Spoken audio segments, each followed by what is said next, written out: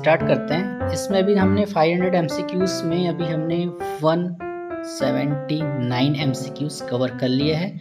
आज 118 एमसीक्यूज़ से अपन स्टार्ट करेंगे। और साथ ही जो लोग हमसे आज नए जुड़ रहे हैं उनको बता दें कि अब की बार लैब टेक्नीशियन पार्ट 2024 की जो बैच हमने स्टार्ट किया, इसमें विधिवत तरीके से हर विषय पढ़ाया जा रहा है। अभी इसमें हमने हीमेटोलॉजी कवर किया है, तो हीमेटोलॉजी के अंतर्गत जो 500 एमसीक्यूज़ हैं, ऐसे एमसीक्यूज़ जो आगे एग्जाम में आ सकते हैं, या फिर ऐसे भी एमसीक्यूज हैं जो previous year group 5 NHMD triple SB और आरआरबी में पूछे गए। तो चलिए समय व्यर्थ न करते हुए अपन स्टार्ट करते हैं। देखते हैं फर्स्ट क्वेश्चन क्या बोल रहा है। विच डिफरेंशियल स्टेन, मतलब कि अपने को एक डिफरेंशियल स्टेन बताना है जो यूज़ हो रहा है ल्यूकोसाइट काउंट, मतलब आपके WBC काउंट के लिए। तो ऑप्शन में नज़र मारेंगे तो ऑप्शन क्या बोल रहा है कि आप लिस्मन स्टेन यूज़ करेंगे, राइट स्टेन यूज़ करेंगे, या फिर जिम्सा स्टेन यूज़ करेंगे। तो आपने देखा होगा कि ल्यूकोसाइट काउंट के लिए आपने यहाँ पर लिस्मन, राइट और जिम्सा तीनों जो स्टेन है वो यूज़ किए जाते हैं। तो ऑप्शन नंबर 4 इसका जो है वो करेक्ट ऑप्शन हो जाएगा, है ना। देखिए, जब भी बात लिस्मन स्टेन की आती है तो इसमें दो डाई आपके यूज़ होते हैं। एक आपका होता है मेथाइलिन ब्लू और दूसरा होता है यूसिन। तो यहाँ पर जो मेथाइलिन ब्लू आपका होता है वो आपका बेसिक डाई होता है, और जो आपका यूसिन होता है वो आपका एसिडिक डाई होता है। ये चीज़ आपको याद रखना है। एग्जामिनर कई बार पूछता है कि जो मेथाइलिन ब्लू है वो एसिड डाई है या फिर बेसिक डाई है। तो अपने को बताना है कि मेथाइलिन ब्लू का एसिड डाई है, एक बेसिक डाई है, मतलब क्षारी डाई है। उसी प्रकार से यूएसिन के बारे में पूछता है कि यूएसिन बेसिक डाई है फिर एसिटिक डाई है। तो यूएसिन के बारे में अगर पूछा जाए तो वहाँ लिखना है कि यूएसिन जो हमारी है एसिटिक डाई है।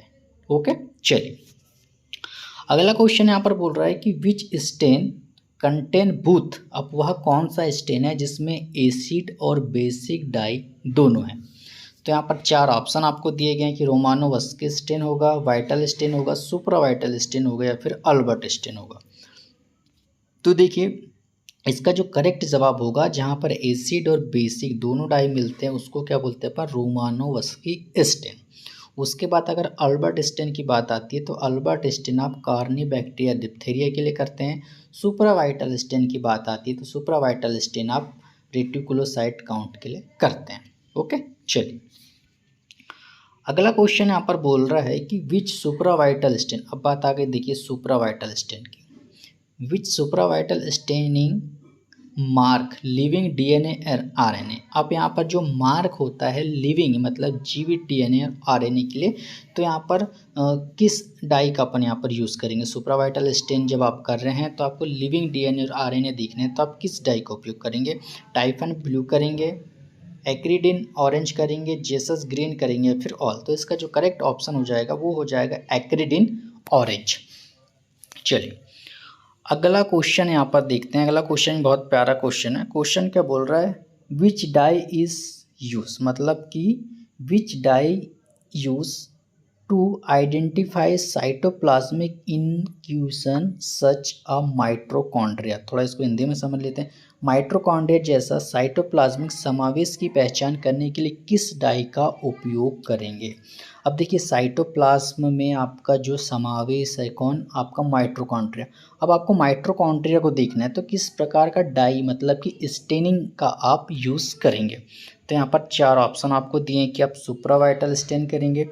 तो हमने अभी देखा कि हमने सुप्रावाइटल स्टेन तो रेटिकुलोसाइट काउंट के लिए कर रहे हैं। मेटाक्रोमेटिक डाई यूज़ करेंगे, या फिर नेचुरल डाई यूज़ करेंगे, या फिर फ्लोरोक्रोम डाई यूज़ करेंगे। तो इसका जो करेक्ट जवाब होगा, जब भी डीए अपने को साइटोप्लाज्म में माइटोकॉन्ड्रिया को देखना है तो वहाँ पर अपना फ्लोरोक्रोम डाई यूज़ करता हूँ। Option number 4 is correct. चलिए अगला क्वेश्चन यहाँ पर बोल रहा है कि which stain is routinely use for the differential count. अब वह कौन सा स्टेन है जो आप रूटीनली यूज़ कर रहे हैं डिफरेंशियल काउंट के लिए। तो यहाँ पर बताना है कि आप लिस्मन करेंगे, ग्राम करेंगे, अल्बर्ट करेंगे, या फिर एक्रीडिन ऑरेंज करेंगे। तो एक्रीडिन ऑरेंज जब अपन किए थे तो ये तो हमारा जो डीएनए और आरएनए में माइटोकॉन्ड्रिया देखने के लिए यूज़ हो गया। दूसरी बात, अल्बर्ट स्टेन से हमने ये रूटीनली नहीं है, इसमें हमने कॉर्नी बैक्टीरिया डिप्थीरिया को देखा।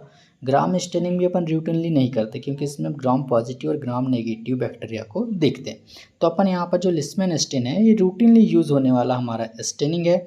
अभी इसके बारे में हमने बताया था कि इसमें मेथिलीन ब्लू और यूसिन डाई यूज़ होता है। मेथिलीन ब्लू आपका बेसिक डाई होता है और यूसिन जो इसमें यूज़ होता है वो एसिटिक डाई होता है।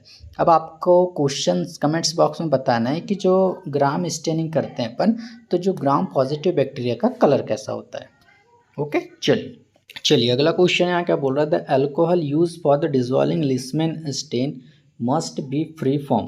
थोड़ा हिंदी में देखते हैं, लिस्मैन स्टेन के दाग को घोलने के लिए इस्तेमाल की जाने वाली अल्कोहल मुक्त होनी चाहिए। ऑप्शन आपको 4 दिया गया है, जैसे कि हर एग्जाम में दिया जाता है, एसीटोन, एसिटिक एसिड, वाटर या फिर ऑल। तो आपने देखा होगा कि जब भी लिस्मैन स्टेन को अपन लिस्मैन स्टेन करने के बाद इसको डिज़ोल्व करना होता है, तो एक तो अपन वाटर से भी इसको वॉश करके स्लाइड को क्लीन कर लेते हैं, है ना। दूसरा एसिटिक एसिड से भी कर सकते हैं, फिर एसीटोन से भी कर सकते हैं। तो इसका ऑप्शन नंबर 4 इज राइट, मतलब हम सभी से इसको कर सकते हैं डिज़ोल्व। ओके, चलिए अगला क्वेश्चन यहाँ पर बोल रहा है कि in Leishman stain alcohol act as a fixative denaturing the. तो यहाँ पर थोड़ा समझ लेते हैं कि लिस्मैन के दाग में अल्कोहल वृत्तीकरण द्वारा एक फिक्सेटिव के रूप में कार्य कौन करता है। तो यहाँ पर ऑप्शन 4 आपको दिएंगे, ये फैट करेगा, प्रोटीन करेगा, कार्बोहाइड्रेट या फिर मिनरल करेगा। तो इसका जो करेक्ट ऑप्शन हो जाएगा कि लिस्मैन स्टेनिंग में अल्कोहल के जैसा एक्ट फिक्सेटिव के रूप में काम करेगा हमारा प्रोटीन। चलिए अगला क्वेश्चन बहुत प्यारा क्वेश्चन है, क्या बोल रहा था, thickness of blood film depend on. तो जब आप स्लाइड प्रिपेयर करते हैं तो स्लाइड प्रिपेयर करने के बाद जब आपकी जो स्लाइड है वो जो स्मेयर है वो थिक बनेगी या फिर थिन बनेगी, ये किस पे डिपेंड ऑन होता है। तो ये अपना देखिए स्लाइड का जो एंगल होता है उसके इसमें भी डिपेंड होगा, या फिर जो आप ब्लड की ड्रॉप डाले वो ड्रॉप थिन थी या फिर स्मॉल थी उस पर भी होता है। और फिर आप जो एंगल यूज़ कर रहे हैं ना, सेपरेटिंग एंगल, बिटवीन एंगल, तो ये सब चीज़ें इसमें होता है। तो जब किसी स्लाइड में ब्लड स्मेयर थिन बने या थिक बने तो उसमें अपने स्प्रेडिंग टेक्निक भी यूज़ होती है, ब्लड की ड्रॉप आप कितनी डाल रहे हैं, एंगल कितना रखे हैं वो भी यूज़ होता है। तो option number 4 is right option this question. Okay, चलिए अगला क्वेश्चन यहाँ पर बोल रहा है कि what is the diameter of the monocyte. अब इस प्रकार से आपको डायमीटर पूछा जाएगा मोनोसाइट का, आपको बताना होगा कि क्या होगा। तो आप सभी को मालूम है कि largest cell of WBC monocyte होती है और उसका जो डायमीटर होता है वो 16 से लेके 22 माइक्रोन तक होता है। तो इसका ऑप्शन नंबर 4 राइट हो जाएगा, ठीक है। और बात की जाए कि ये होता कितना है ब्लड में, प्रतिशत कितना होता है इसका WBC में, तो कितना होगा 2 से 8%, ठीक है। चलिए अगला क्वेश्चन देखते हैं। अगला क्वेश्चन यहाँ पर पूछा जा रहा है, what is the colour of granules platelet. अब जो प्लेटलेट के जो ग्रेनुलेस हैं उनका जो कलर कैसा दिखेगा। ऑप्शन नंबर फर्स्ट बोल रहा है कि ब्लैक दिखेगा, ब्लू ब्लैक दिखेगा, येलो दिखेगा, पिंक रेड दिखेगा, पिंक पर्पल दिखेगा। तो आपने जब भी माइक्रोस्कोप में एग्जामिनेशन किया होगा तो जब प्लेटलेट की ग्रेनुलेस आपको दिखे होंगे वो पिंक या फिर पर्पल के कलर में आपको दिखे। क्वेश्चन क्या बोल रहा है कि precipitates can be present in stained blood film due to, मतलब दागदार रक्त फिल्म में अवक्षेप मौजूद हो सकते हैं।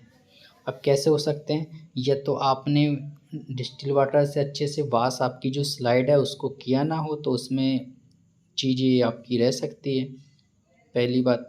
दूसरी बात ये है कि जब आपने स्लाइड प्रिपेयर किया, क्या किया, जब आपने स्लाइड प्रिपेयर किया तो उसको अच्छे से आपने ज़्यादा ही उसको ड्राई कर दिया, इसके वजह से भी हो सकता है। या फिर हो सकता है कि जो आपकी जो स्लाइड बनी है वो अच्छे से नहीं बनी है, मतलब वो घटिया तरीके से आप बनाए हैं, तो उसमें भी जो है वो दाग अवक्षेपण उसमें मौजूद हो सकते हैं, प्रेसिपिटेशन उसमें हो सकता है। तो ऑप्शन नंबर इसका जो 4 होगा वो करेक्ट हो जाएगा, है ना।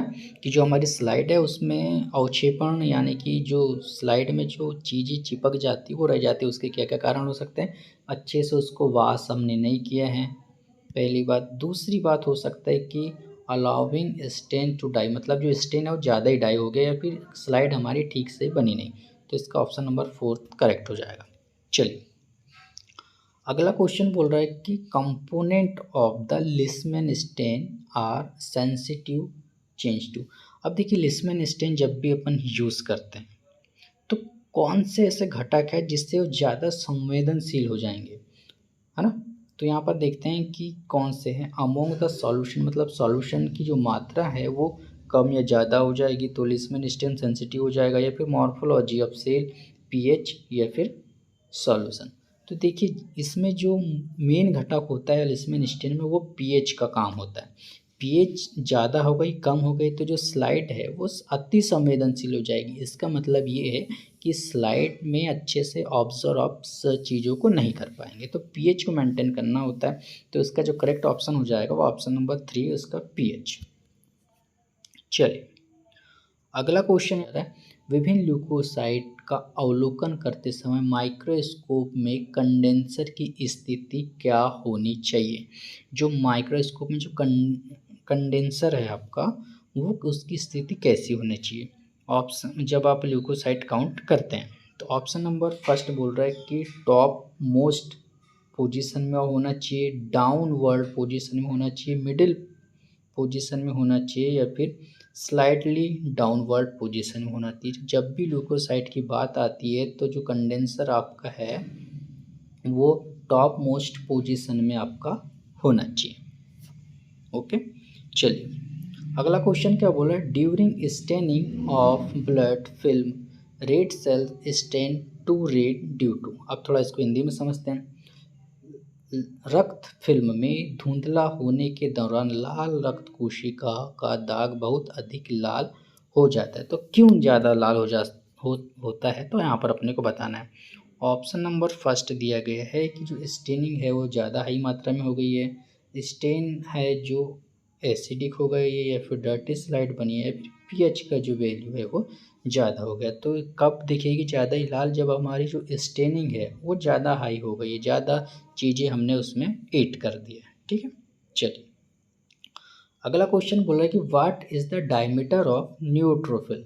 तो न्यूट्रोफिल का जो आपको डायमीटर बताना है। देखिए न्यूट्रोफिल अगर परसेंटेज पूछे कितना होता है तो 30 से 70% आपका WBC में न्यूट्रोफिल होता है। उसके बाद अगर इसकी डायमीटर की चर्चा की जाए तो डायमीटर 10 से 15 माइक्रोन तक इसका जो डायमीटर होगा। Option number first is correct. चलिए अगला क्वेश्चन बोल रहा है कि how many lobe are usually percent in the normal neutrophil. जो नॉर्मल न्यूट्रोफिल है उसमें जो कितने लोब हैं वो प्रेजेंट होते हैं।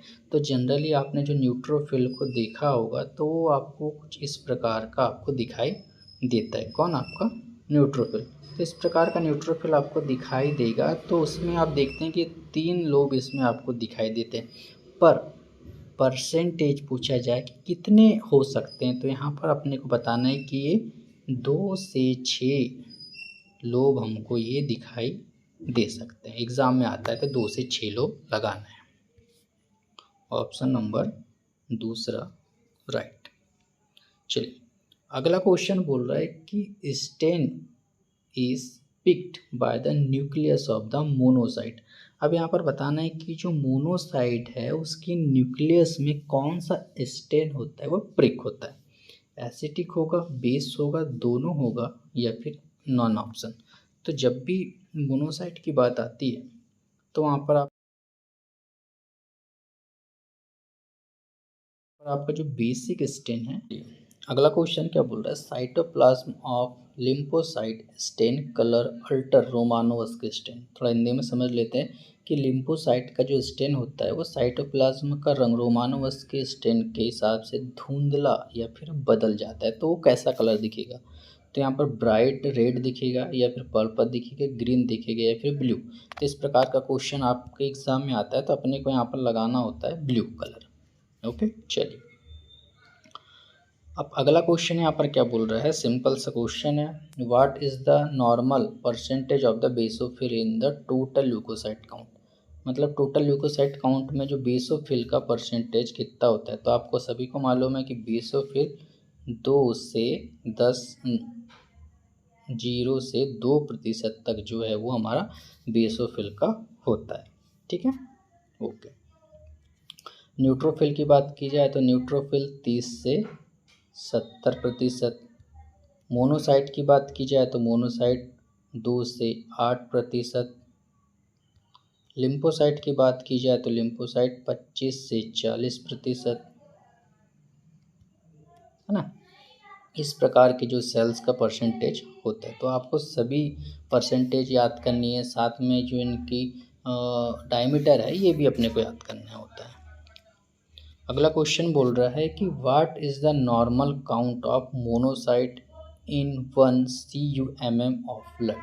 अब यहाँ पर देखिए, क्वेश्चन अगर आपको पूछता कि मोनोसाइट आपके ब्लड में कितना होता है तो आप बताते कि 2 से 8% तक होता है।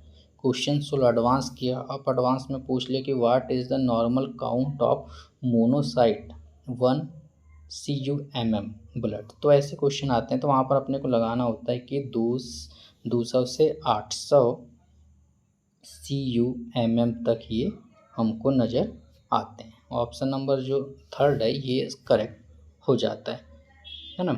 चलिए अगला क्वेश्चन यहाँ क्या बोल रहा है कि which granulocyte cytoplasm is natural in nature.